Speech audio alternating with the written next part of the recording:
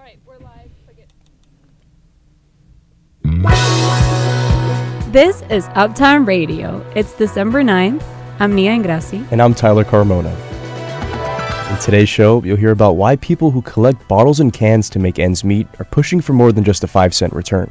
They have not had a raise in over 40 years, so it would just be a huge help to the people who earn their livelihood off of this. Later, an annual report on toy safety is warning parents of a brand new concern: teddy bears with AI voices. Hearing a teddy bear talk about various sexual fetishes was pretty surprising and bizarre. And finally, we'll hear about James Conway, a college football star earning praise for more than just the record he shattered. You know, if you could design a football player in a lab, it would look a lot like James. But if you could design a human being in a lab, it would be a lot like James.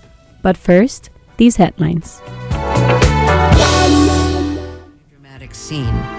Later, Kentucky reviews new Christmas songs by pop stars. First news. Live from NPR News, I'm Lakshmi Singh. The U.S. economy headlines President Trump's visit today to a swing congressional district in Pennsylvania. As NPR's Tamara Keith reports, President Trump's holding a campaign-style rally in Mount Pocono at a time when polling data suggests waning trust in his response to affordability concerns ahead of next year's midterms. In his second term, President Trump has done very little domestic travel aimed at pitching his policies to the American people. In fact, he's done way more travel to sporting events than going out in the country and making his case. A senior White House official I spoke with, who was not authorized to speak publicly, readily acknowledged that this sort of messaging travel has been lacking and said the president would be ramping it up late this year and into next year, starting with today's trip to Pennsylvania, which is to a competitive congressional district. NPR's Tamara Keith reporting. A United Nations report. In New York, I'm Cassie Gross. Mayor-elect Zoran Mamdani will be moving to Gracie Mansion with his wife in January. He announced the decision on Instagram. He's leaving behind his apartment in Astoria and says he made the decision for his family's safety and so he can focus on his political agenda. In the post, Mamdani gave a big thanks and heartfelt goodbye to his neighbors in Astoria and said he'd miss the community he's lived in for years. Nassau County Executive Bruce Blakeman is running for governor of New York. The Republican will face Congresswoman Elise Stefanik, setting up what could be a tough primary fight. Blakeman is known for his controversial plan to deputize armed civilian volunteers, many of them retired police or military, to assist police during emergencies. The Archdiocese of New York is establishing a $300 million fund to settle a lawsuit brought by over 1,300 victims of clergy sexual abuse. In a statement, Cardinal Timothy Dolan said the fund would be financed by cutting the church's operating budget by 10% and the sale of assets, including the reported $100 million it got for selling the Archdiocese Manhattan headquarters last year. Starting next month, MoMA PS1 in Queens is making admission free for all visitors, not just New Yorkers. The 3-year break is thanks to a $900,000 gift from art collector Sonia Yu. Yu said in a statement that she hopes to make art more accessible. MoMA PS1 expects almost 200,000 visitors next year. And it's cold out there. The temperature is 33 degrees Fahrenheit now, and will reach a low of 29 degrees this evening at 7 p.m. Tomorrow, expect showers in the afternoon. Cassie Gross, Columbia Radio News.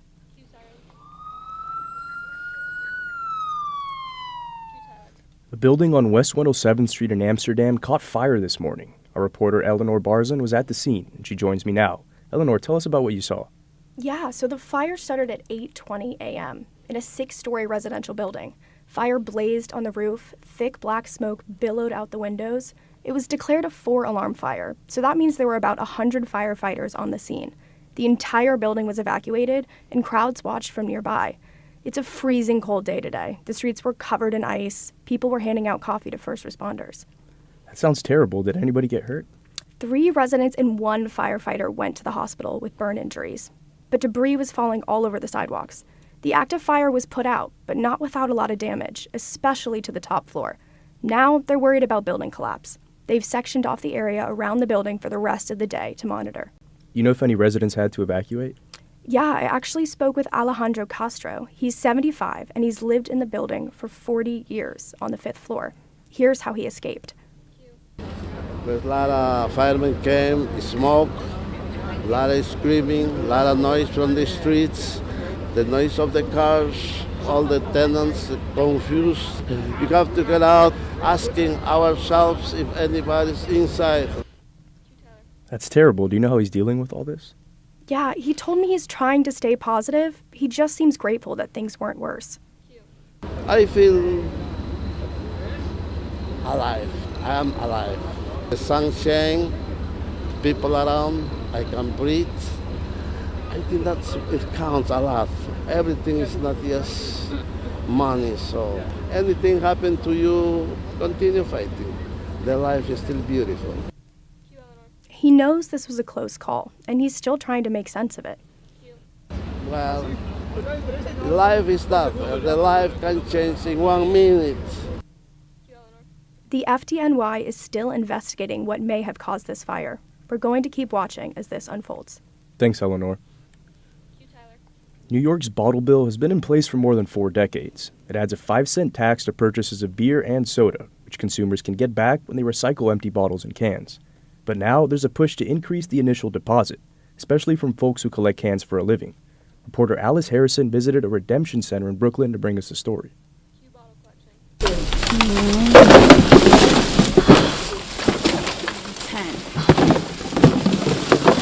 So there's 40. Jirabel Rodriguez is counting plastic bottles at a redemption center in Brooklyn called Sure We Can. In almost every direction you look, there are mountains of plastic bags filled with bottles and cans. Rodriguez was formerly a canner herself. She'd bring collected items to get recycled almost every week. Now she works at the center 5 days a week to separate and sort plastic bottles by both brand and size. For us to pack them, they have to say 5 cents on the label here. You see, New York 5 cents. This one doesn't say it, so you cannot recycle this. Sure We Can is pushing for the passage of a bigger, better bottle bill next year alongside 200 other redemption centers and nonprofits. The new bill would double the deposit amount to 10 cents and expand the accepted items to include more modern containers like Gatorade and Snapple bottles. A handful of people are gathered in the lot, bringing in their hauls of bottles and cans for the day, including who just received a payout in exchange for 2 heaping trash bags of bottles and cans. Can I ask how much money you got? 22. How many hours of time collecting do you think you spent? Maybe 20 hours. That's just over $1 an hour, and it's the same amount of money that would have been made 40 years ago. Sage Strack is another Sure We Can employee. She thinks the new bottle bill would be a significant step in the right direction. They have not had a raise in over 40 years. Everything is getting more expensive, and people are having to work harder and harder. So it would just be a huge help to the people who earn their livelihood off of this. Strack explains that Sure We Can has seen fewer canners come through in recent months and over the course of the past year. We think that's for a couple reasons. One of them being there's just this general sense of fear in the community because of the current political conditions. Another reason is Connecticut. They have a bottle bill as well, and they just increased their deposit to 10 cents. So there's a lot of people who are just bringing their bottles right over the border to Connecticut because they can get twice as much money there. Strack says the drop in canners is exactly why New York needs to update its bottle bill now. States with deposit laws recycle far more bottles and cans than those without. And places with a 10-cent deposit, like Michigan, Connecticut, and Oregon, have even higher return rates. But if fewer people are collecting bottles and cans, New York could see significantly more litter on its streets and highways. This could pose a problem. Nearly a quarter of New York City residents said city cleanliness was a top concern this year. Canners are doing such a valuable service to the city and to the communities, and they really just deserve recognition for this important work that they're doing. This is one thing that we know already works, and so we got to make sure it continues to work and make it even better. As the future of the bottle bill unfolds, many in the bottle collection community will be counting on it to bring long-awaited change. Alice Harrison, Columbia Radio News. Last Monday was World AIDS Day, and this year the memorial gathering was a mix of remembrance and protest. It lasted for hours. I was there at night and spoke to a woman who was mourning someone special But first, our reporter Eleanor Barzan talked to New York advocates who are fighting against federal cuts to HIV research and programs. Today is World AIDS Day. Today is World AIDS Day. A day when we mourn. A day when we mourn. A day when we honor. A day when we honor. A day when we fight. A day when we fight. About 50 people stand huddled in the cold at AIDS Memorial Park at St. Vincent's Triangle. Some hold signs that read, "Protect us, protect the cuts." The crowd is fired up. They're angry. For the first time, as Brad said, in 38 years, the President of the United States and the federal government will not commemorate World AIDS Day. That's Assemblymember Linda Rosenthal. She's one of several New York officials calling Washington's silence a direct attack on people living with HIV. And to think today, with all the funding our government has, we have this White House committing crimes against humanity by cutting U.S. aid to help with HIV's infections across the world. That's Assemblymember Tony Simone. He's talking about foreign aid cuts to HIV treatment and prevention in countries that can't afford it on their own. Hundreds of millions of dollars pulled from programs that keep people on medication and stop new infections. Researchers in Southern Africa are already feeling the effects. Biggest disruption is on the prevention side. There's a very well-regarded program that was reaching 2.5 million young women, again, preventing HIV. That program ended overnight. And so immediately puts them at risk. These are young women and girls. Some are in South Africa, some are in Malawi, some are in Zimbabwe. That's UN AIDS Regional Director Anne Gituku Shong. She says the cuts are also hitting medication. Prophylaxis, which was used to prevent HIV, we saw drops of up to 38% and 64% in Uganda and Burundi. Back in New York, Kristen Goodwin, Vice President of Harm Reduction at Harlem United, says the same cuts threatening clinics abroad could reverse years of progress here in the U.S. The money that's been put into the work and to the research and into the services over decades has gotten us to where we are. And if we cut it, then we go backwards. For now, survivors and allies say they'll keep pressing Washington not to abandon those gains. People with AIDS don't have to die. Fight, fight, fight. People with AIDS don't have to die. Eleanor Barzan, Columbia Radio News. As the sun set on the World AIDS Memorial in the West Village, volunteers recited the names of New Yorkers who lost their lives to AIDS. Nia, I heard you were there. I was. It was a very somber day. I spoke to one attendee who was remembering one name in particular. It is 5 p.m. in St. Vincent's Triangle in the West Village. A small crowd is gathering near the AIDS Memorial. Its white canopy is lit red. Each year, volunteers read the names of the thousands of New Yorkers lost to HIV and AIDS. It takes hours.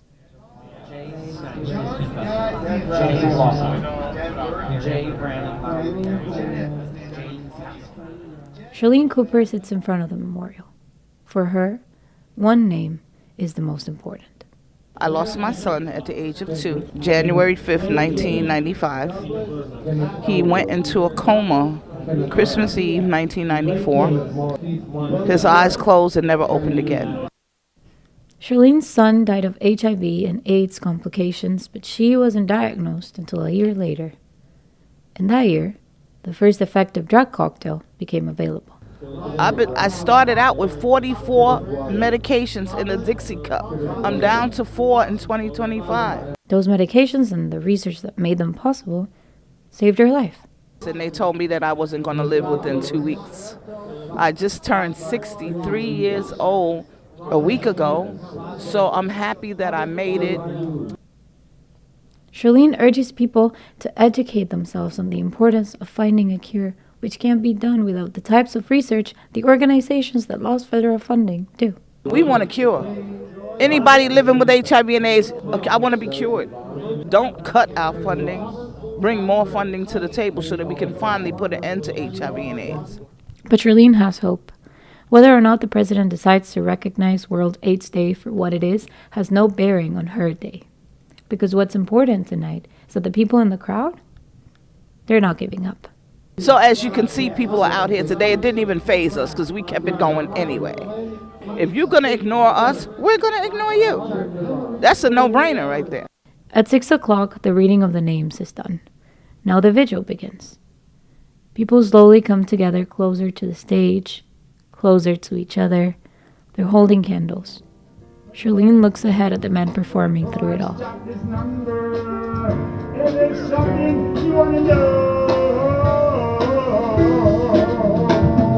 Hey, just ask me, I've been there. Honey, As the song plays, people are quiet, listening. If a candle goes out, a friendly hand immediately reaches to light it. just ask me, I've been there. I've seen angels in sin there. I'm not gonna let me in there. I've been through it all. Nia Ingrassi, Columbia Radio News.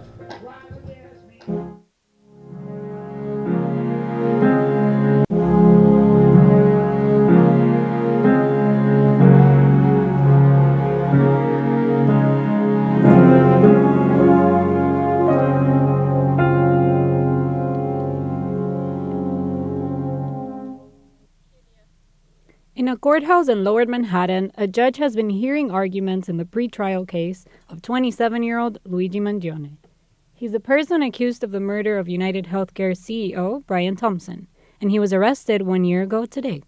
What's being decided now is that the evidence can be used in the trial, from Mangione's journal and to-do list to a Greyhound bus ticket. From the beginning, the case has drawn a lot of attention, especially from Mangione's supporters. Some have even camped outside the courtroom, like Cristina Mariani, who asked us to refer to her by her first and middle name. She shared with me her perspective as one of Mangione's loyal supporters.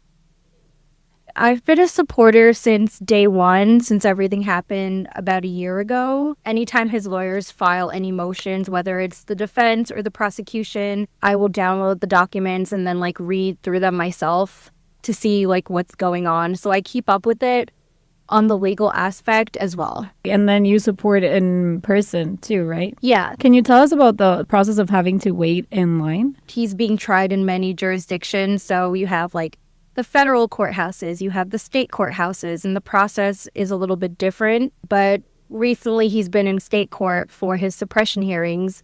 It's a little bit more chaotic when it's state court. And then I think as time goes on and people get more interested in the case, more people show up, and it makes your spot in the courtroom kind of not guaranteed, which is where people started to camp out for days on end. I did 36 hours in the freezing cold, so that was definitely unlike any other time. How many of these appearances of Mangione have you been to? I would say maybe 4 of them. I try to go as often as I can. If I don't make it inside of the courtroom, there's usually a protest happening right outside of the courtroom.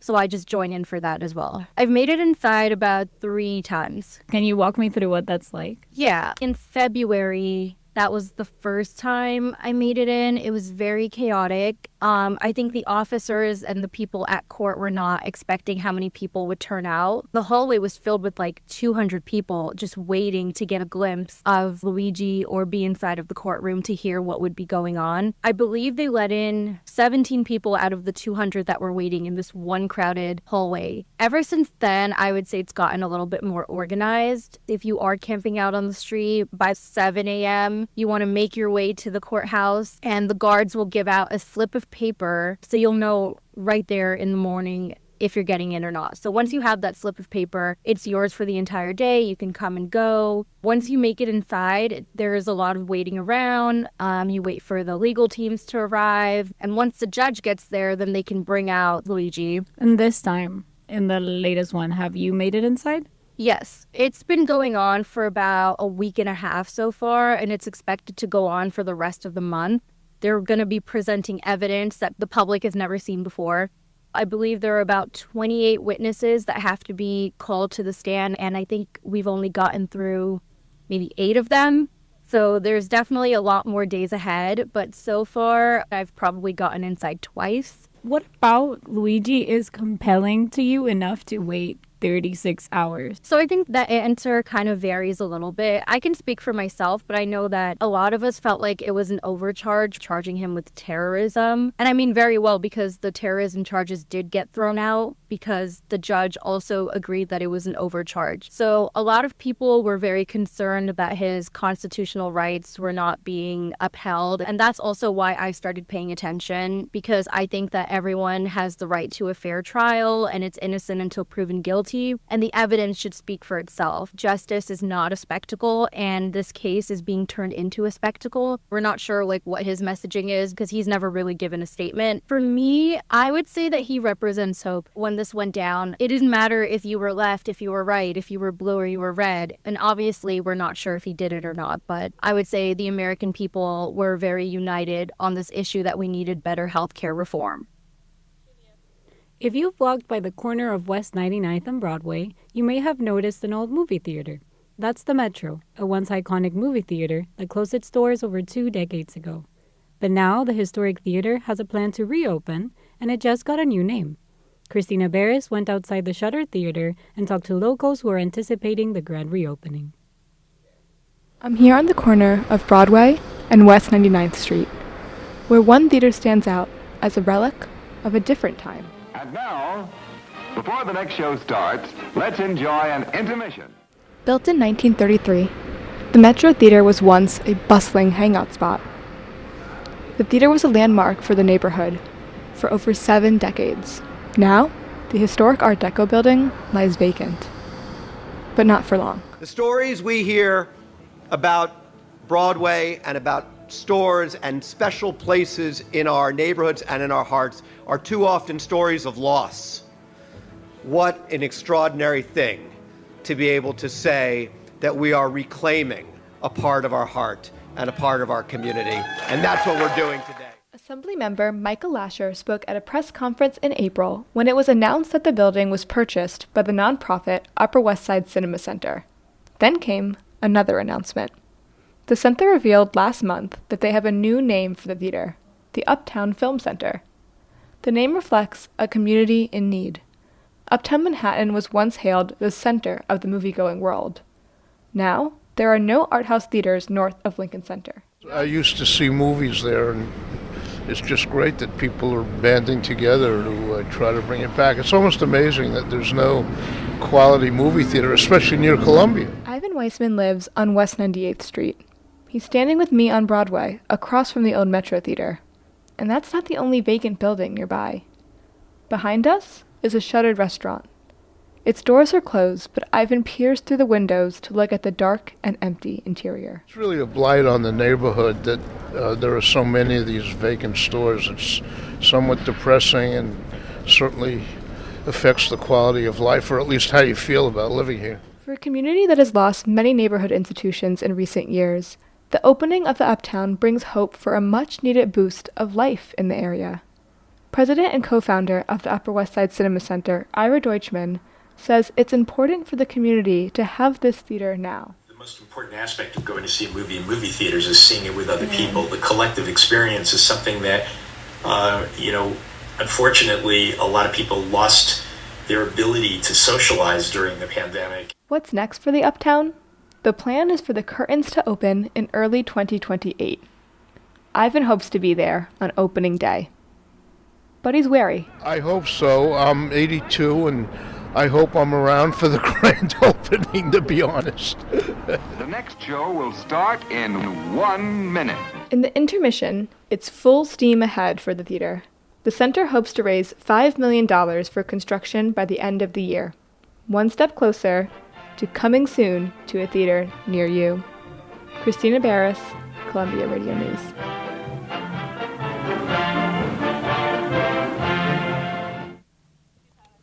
On the topic of movie theaters, some are looking more full and bright. Big blockbusters, fans are dressing up. Wicked for Good came out recently, and New Yorkers flocked to theaters dressed in green and pink in a nod to the film's lead characters. At a time when movie attendance remains well below pre-pandemic levels, reporter Chloe Stein visited an AMC on the Upper West Side to learn why audiences choose to watch in person. The attendance of Wicked for Good clearly wasn't driven solely by the film itself. Viewers were looking for a kind of shared participation that streaming, now the primary home for many big releases, just can't quite match. I loved it. I loved the singing. The score of the Broadway play was just amazing, and this was even more fun, especially in 3D. Lauren Leff and her friends had just come out of an earlier screening, the only 3D option of the evening. Their group came last year, too, to celebrate the same friend's birthday that brought them in this time around. But this year, they coordinated colors. We all talked about it to each other about, oh, wear green or wear pink. Heading into the same theater that Leff and her pink and green army of friends had just exited was Kevin Ewing. I felt like my responsibility was to wear green, and my girlfriend should wear pink, but she didn't go as big. Ewing admits he usually watches at home, but here he was, in his only pair of green pants, showing up for his friend's birthday, a clearly somewhat popular motivator for in-person viewing. Movie attendance and premieres are increasingly being shaped by online culture. Sherry Cedar, a longtime executive producer in the entertainment industry, believes that projects are most successful when they leave an impact on the audience, when they serve as the catalysts for tangible audience participation, like themed outfits, and thoughtful conversations. The movie Wicked is an incredible example of the power of community and the power that media can play in generating community.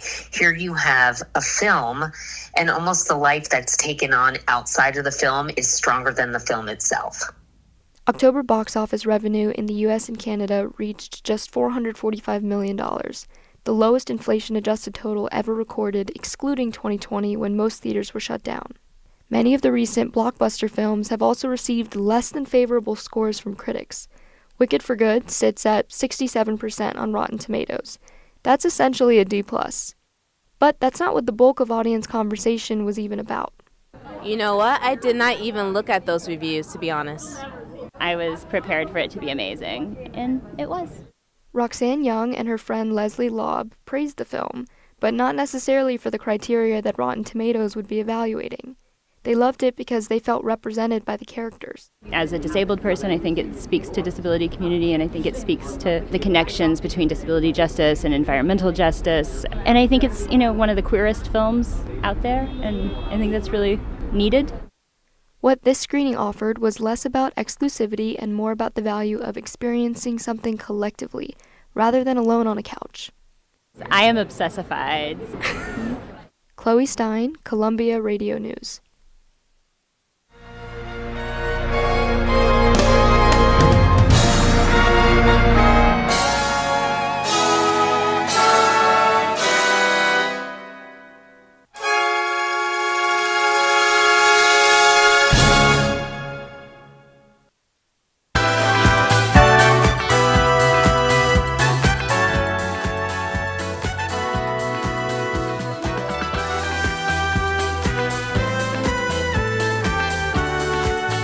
You're listening to Uptown Radio. I'm Mia Ingrassi. And I'm Tyler Carmona. Coming up, we'll talk with some merchants of joy, Christmas tree vendors. But the business of selling Christmas trees in the city isn't as jolly as you might think. And a Fordham linebacker who's thriving on the field will play for one of this season's biggest losers. And a new bookstore in Prospect Heights dedicates itself to romance and fantasy, or romantasy, books and their fans. Oh, that and more coming right up. But first, the headlines.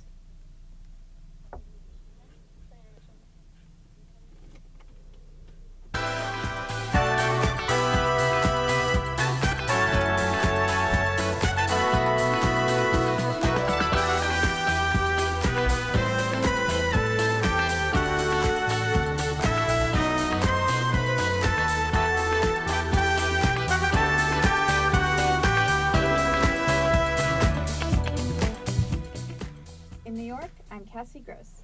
The White House has announced a new aid package for farmers, $12 billion. The money will be dispersed by the end of February as one-time payments, and farmers can begin applying in just a few weeks. Trump says the money for this aid was raised through tariffs. But tariffs are the main culprit plaguing American farmers, especially since China started to boycott imports of American corn and soybeans earlier this year due to the tariffs. President Trump is giving NVIDIA a green light to export its AI chips to China. This marks a departure from the administration's earlier stance, Before, they didn't want China gaining access to U.S. artificial intelligence technology. The president has included a stipulation that 25% of the chip sales will go back to the U.S. government. Paramount is entering the race to acquire Warner Bros. Discovery at the last possible moment with a hostile bid. This throws into question what seemed like a done deal for Netflix. The Paramount cash offer of $40 billion includes financing from the group Affinity Partners, an investment firm run by Jared Kushner, President Trump's son-in-law. Netflix is offering an enterprise bid of $82 billion. Either deal will likely end up before the Department of Justice. And Australia will become the first country in the world to ban teenagers under 16 years old from social media starting tomorrow. That includes everything from TikTok to Instagram to YouTube and Snapchat. Millions of teens across the country will find their accounts shut down. These now banned platforms must show compliance with new age verification procedures that would disqualify under 16-year-olds from opening new accounts. Cassie Gross, Columbia Radio News. In New York City, nearly 100,000 packages are reported stolen or lost in transit every single day. And that's an even bigger problem during the holiday season. Dr. Ben Stickle teaches criminal justice at Middle Tennessee State University, and he's a former police officer. He researches package theft and consults with a company dedicated to home security. I asked Stickle why packages in the city are such an easy target. As there's more packages being delivered, especially during the holiday season, there's just more opportunity for packages to be stolen. So increased delivery usually equals increased theft. What makes New York a little more unique than a lot of other locations is the density. Packages are often just left outside the doorstep. And this creates a tremendous amount of opportunity for anyone who's walking by to almost just reach out, snag your package, and walk away. So when you combine the opportunity plus the structure of the built environment in New York City in particular, it just increases the likelihood of theft. When it comes to these packed apartment buildings, are there any fixable patterns that you've identified over the years? We didn't design buildings for this type of issue and this type of volume to receive packages. And so I think alternative delivery points are probably the solution in large cities. Europe and many of their large cities has done a good job of having a parcel locker system. Maybe you walk down to the end of your street and there's a bank of lockers. You enter your code, scan your QR, a door opens and you have your package. That might be one of the best solutions you can have at the moment. You mentioned solutions, and a lot of people are at least trying to be proactive with cameras and these Ring doorbells. And in terms of these prevention methods, which ones do you think actually work and which just provide a false sense of security? I think there's a lot of things that we do that actually just provide a false sense of security. Cameras, for example, thieves may see it, they may get what it is, but they don't really fear it. And so my early research I did 2019 to 2020, only about 8% of people tried to disguise themselves. People just walk up to a house, they'd take a box, they'd walk away. Many times they'd even look at the camera. I got to say, you're pretty knowledgeable about this stuff. What inspired you to pursue this specific topic? I come from a background in law enforcement. I left that wanting to help make the profession better. So then I got into research and realized that there's not a lot of people focusing on what I think really matters. So take package theft, for instance. A lot of data, a recent report by SafeWise seems to indicate that it's probably one of the most common crimes in America. Their study last year found that there's about 250,000 packages stolen every single day. And the cost to consumers in the industry, we're looking at maybe topping $37 billion a year. I've just been really intrigued by the ordinary, if you will, the things that happen to seemingly a lot of people in the U.S. If you could give New Yorkers a whole new perspective on this topic to try to combat it, what would you tell them? A package at your front porch or a package even delivered to an inside room isn't necessarily fully delivered and fully secure. The goal is to get it in your hands to the right house, right apartment, undamaged in the way that you want it. I would encourage people to think about other ways to protect yourself. Whether you deliver it to somebody, maybe a neighbor who you know that is home, whether you ask for a parcel locker, you could pick it up at a nearby store, have a locked parcel on your front porch so you can actually have it delivered to you. This is really a challenge to address at a higher level. And so it's going to take individuals who are proactive to protect their packages. Dr. Ben Stickle, package thief expert, thank you so much for coming on with us. I really appreciate it. Tyler Carmona. And I'm Nia Ingrassi. On New York City sidewalks, it's beginning to look a lot like Christmas. Christmas tree vendors have set up shop in nearly every neighborhood, and 5 main families sell nearly all the trees. It's a male-dominated field, but Tanya Jong spoke to one of a few women who's planted roots in the business. Siri Nash is showing me rows of Christmas trees at one of their stands. And this is our main lot. It's 124th and Madison at Marcus Garvey Park. Nash is the owner of Uptown Christmas Trees. If you live in Harlem, you've probably seen one of her stands. She comes to the city from Vermont each year, and has for most of her life, and stakes out her spots early. I had 19 locations, but then I showed up to the city. Kevin Hammer had stolen one of them. Kevin Hammer owns Evergreen, one of Nash's competitors. So if you go to a stand and ask them if it's Evergreen, don't buy it from them. Companies like Uptown Christmas Trees and Evergreen are featured in a new documentary called Merchants of Joy. It profiles the 5 families that dominate the Christmas tree business in the city. They bet on different lots and steal spots out from under each other. It's tough business.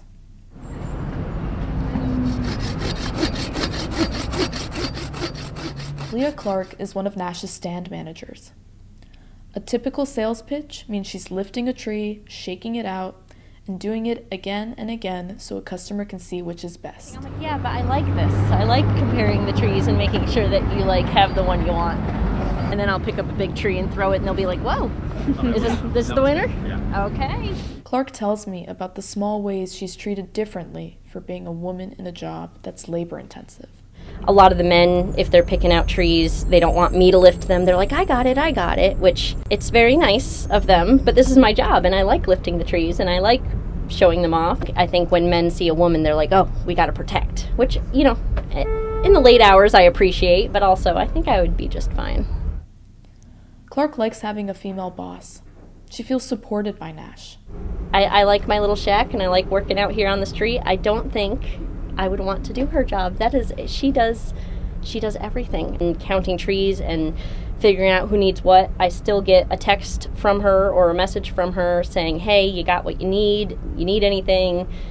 Nash tells me about going head-to-head with the owners of the other major tree companies. But I also have been called little girl in a business situation. Would you ever be like, oh, sorry, little man? Or she gets that a lot of her male competitors tend to underestimate women. So the men that we are dealing with are in their 60s and 70s. It took me a couple of years to get that confidence up to realize that you don't need to like me, but you have to respect me. It doesn't keep her from using her gender to her advantage. Because I'm an attractive woman. You're willing to give me a cheaper price for trees? Sweet, I'm going to take it. If Barbie wanted a Christmas tree for her dream house, she'd probably buy it from Nash.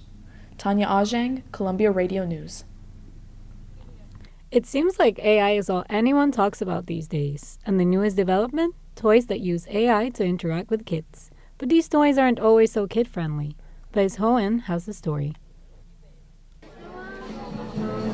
Visiting New York City in December probably means stopping by the iconic toy store FAO Schwarz. This year is no exception. Outside, a long line of shoppers snakes down 49th Street and 6th Avenue. We're just gonna look around. That's Karen Bartlett, who's here from Colorado with her 9-year-old twin daughters. I don't know how excited they are, but I am. Here at FAO Schwarz, classic toys are still all the rage. But there's a new frontier of toys that's fast approaching. AI toys are like magical friends who can talk, play, and have fun with you. That's an AI toy. The latest models look like the classic toys you might find at FAO Schwarz. Robots, stuffed animals. But these toys have access to, all the information on the internet. And can talk to you about it. Hearing a teddy bear talk about various sexual fetishes was pretty surprising and bizarre. Rory Ehrlich is a researcher at a consumer watchdog program. This year, he was one of the co-authors of the annual Trouble in Toyland report. His team recorded all their interactions with the toys. The teddy bear in question, a classic, snuggly-looking guy, was not only very open about sexual topics, kink can be a fascinating topic, and there are many different styles that people enjoy. But also spoke with a voice that sounds very adult. 1. This involves tying or restraining someone in a safe and consensual way. Ehrlich isn't sure what the impacts of these toys might be, but he's sure about one thing. Do you want it to be your child's sex ed teacher? Probably not. Selmer Bringsjord runs an AI research lab at Rensselaer Polytechnic Institute.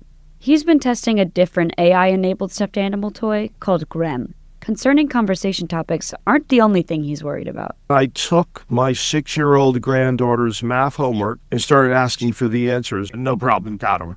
Bringsjord says this isn't the first time that people were concerned about talking toys. Teddy Ruxpin was a teddy bear who could talk and blink and tell stories. He hit the shelves in the mid-'80s. But Teddy Ruxpin's stories were pre-recorded on a cassette. And today's AI toys, they listen, respond, and can make decisions on their own. Bringsjord says, it's almost impossible to control in real time a toy that can converse. And would Bringsjord let his granddaughters play with these toys? Absolutely not. Back at the line at FAO Schwartz, Bartlett says the AI toy's ability to listen to what kids say is scary. Too many privacy concerns. But maybe? I mean, if they can fix all the other things, if they can guarantee security-wise that nobody can get in, yeah, I think that's great. For most parents in the line, they aren't ready for AI toys in their households. Bernardo Quinzaños has 2 kids who are 2 and 4. For him, AI toys are a complete no-go. I don't see the advantage of trying to expose kids to AI at such a young age. You should be playing outside, not with AI. FAO Schwartz doesn't sell AI toys in their store. So Quinzaños, like everyone else in line today, is here to do the same thing. We're buying regular toys, non-AI toys. Baze Hohen, Columbia Radio News.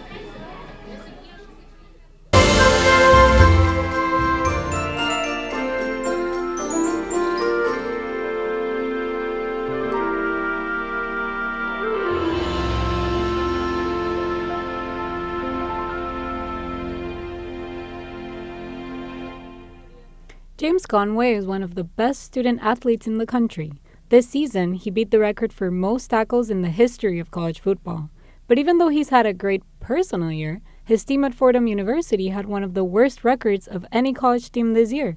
My host Tyler Carmona has more. In the history of college football, no one has ever tackled more players than James Conway. He has 583 tackles in his college football career. To put that in context, that's 583 times that he's thrown his body at somebody running full speed. And that number made him the Division I career leader. And also, nearly just as impressive, in a completely different way, is Fordham's football season record. They've won just 1 game out of 11. And although his team hasn't done so well, his head coach Joe Conlon says that James is still always pushing himself to be better, a trait that's left a lasting impact on the team's younger players. Even after the record was broken, Conway's approach never changed. Conway was already the leading tackler in the history of Division I football, and he stayed out after practice, the Wednesday after he set the record for 20 minutes and worked on his game. That level of dedication is just part of what Conlon admires about James Conway. If you could design a football player in a lab, it would look a lot like James, but if you could design a human being in a lab, it would be a lot like James. That mindset carried him through a difficult season, and you'll never hear him complain about it, but his coach does wish he could have left on a better note. You see a kid like that, and obviously you don't give him the senior year. You kind of wait, it eats you up a little bit. I wish we could have done more for the kid. A rough season wasn't enough to shake his passion for the sport. That's because there was a moment where none of this was guaranteed. Just 4 games into his senior season, Conway suffered a season-ending neck injury. But because he'd only played 4 games that season, he was able to earn 1 more year of athletic eligibility, and he wasn't going to let it go to waste. Yeah, my mindset was just kind of this is my last chance, right? So, I'm going to do everything right. I'm going to try to sleep as much as I can. I'm going to work out when I'm in the gym as hard as I can when I'm on the field. Strain as much as I can. I'm going to do everything recover. Just try to do everything the best I can because it's my last chance, right? And I don't want to wonder what would have happened if I gave it a little more. I just kind of wanted to go all in. Now, as his college career comes to a close, he feels he's earned the opportunity to get a shot at the next level. I'd say I'm a real football guy who loves the game. I'm going to do things the right way, exactly how I'm coached to do. Mistakes are part of the game, but I'm going to do everything in my power, and I will work as hard as anyone to correct those mistakes and do what I'm coached to do. And so I think I have a good understanding of the game. I love playing it. I'm physical. I think I have enough athleticism to play at the next level. And, I would love the opportunity. For a program that struggled to find wins, James Conway gave Fordham something just as lasting, a standard, an example, a reminder that effort should never waver, even when the scoreboard does. For Columbia Radio News, I'm Tyler Carmona. For Uptown Radio, I'm Nia Ingrassi. And I'm Tyler Carmona. There's a new bookshop in Prospect Heights, but it's not your run-of-the-mill bookstore. It only sells fantasy, science fiction, and romance. Reporter Cassie Gross visited the bookstore to learn more about romantasy, this genre that's flying off the shelves. Love and Legends is a small space, lined with shelves, painted a deep forest green, with a large papier-mâché wisteria tree in the corner, lanterns peeking through the petals. In the center of the store is a big table featuring newly released books, and it can also open up for board games. I first and foremost see this as a neighborhood bookstore. I just really want it to be a third space. Savannah Sturkey owns this bookshop with her husband. They opened right before Thanksgiving. There were already people in line before we got here. The line wrapped around the block. We did not expect the gangbusters that it was. Readers are here for the explosive new genre, romantasy, a literary mashup of the two best-selling genres, period, romance and fantasy. It's like people are just now noticing that these books sell really well, that everyone wants to read these genres. I was like, I'm afraid someone's going to steal my idea. I'm shocked there's not already a fantasy bookstore. So I was like, we got to do it. Romantasy is a genre of books where the story is set in a fantasy world, but it's the romantic storyline that propels the plot forward. Now, most fantasy novels include a romantic subplot, a smaller part of the story. But in romantasy, the romance really shines. And it usually also includes some amount of explicit sexual content. I love romance and I love fantasy. Of course, I love the overlap. I think it's a beautiful thing, and I think what's wrong with it? Well, some will say, when you're on the train and you want to look cool and disgustingly literate, do you really want to be holding a romantasy book? I have very strong feelings about romantasy and maybe even that name in general. I say that name lovingly. I know a lot of people use it as a negative term, which not to get on my high horse, I think that it's really sexist and anti-feminist. Some look down on romantasy because it's written by women and read by women, which is a bit of a useless critique, considering. But low-key men don't read, like nationally speaking.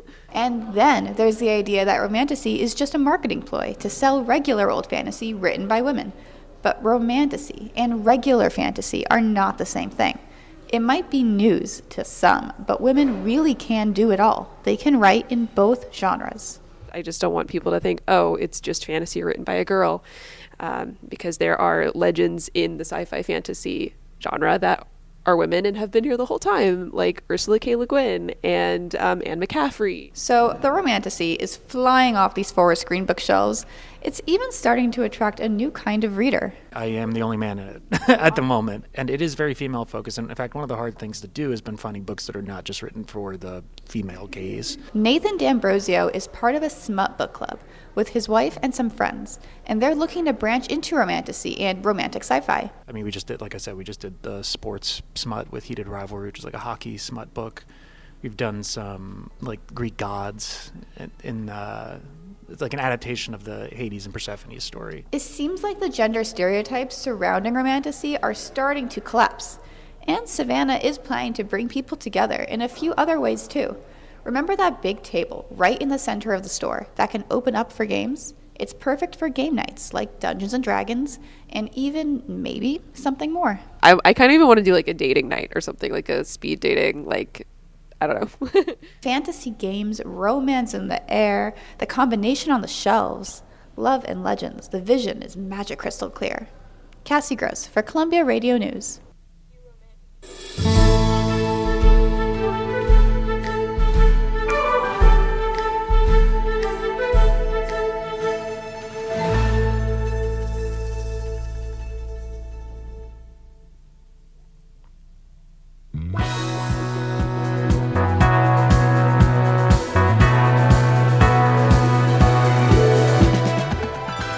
That's all for this edition of Uptown Radio. We hope you enjoyed today's broadcast. Executive producer was Alice Harrison, senior producer Baze Hohen conducted the sound for you all today, and senior editor Christina Barris led our copy tape. Casey Gross was our newscaster, and props to Eleanor Barzan for covering breaking news. Chloe Stein was our director today, with support from Tanya Zhang, who was also our web editor. I'm Nia Ingrassi. And I'm Tyler Carmona. You can find a recording of today's show at uptownradio.org. From all of us here at Uptown Radio, thanks for listening.